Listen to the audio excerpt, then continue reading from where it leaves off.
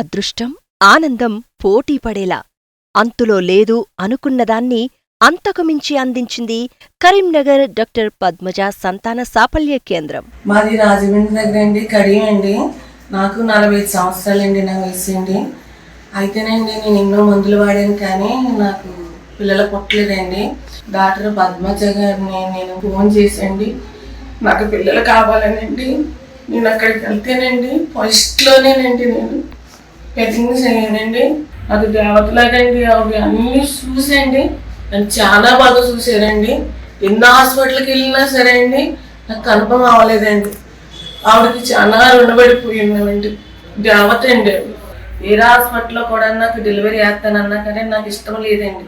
నేను పద్మజ గారితో నేను డెలివరీ చేసుకోవాలనండి. నా పట్టుదల. నేను అక్కడ చేసుకోమన్నాను అన్నారు. పద్మజ గారు కూడా రాజమండ్రిలో చేసుకోమ్మా, నువ్వు ఇక్కడికి రావద్దు, నలిగిపోతావన్నా సరే నాకు ఇష్టం లేదండి.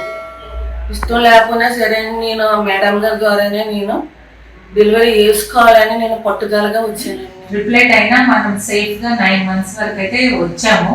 డిసెంబర్లో 6కి ట్రిప్లెట్ అయితే అండర్ రిడక్షన్కి వెళ్ళారు. నేను ఒకతే వెళ్ళలేదు, అయినా పర్లేదు. ఇప్పుడు 3 babies బాగానే ఉన్నాయి. హార్ట్ బీట్ అంతా.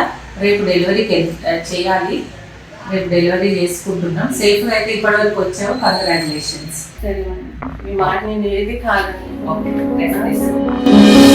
అమ్మమ్మో నేనేమి వింటేనమ్మా, వాకిళ్ళ నిలిచింది వాస్తవమా, ఇన్నాళ్ల గాయాలు మాయమమ్మా, అచ్చంగా ఈ రోజు నాదేనమ్మా, కన్న ప్రాణాలు ఉల్లాస తోరణమాయేనమ్మా,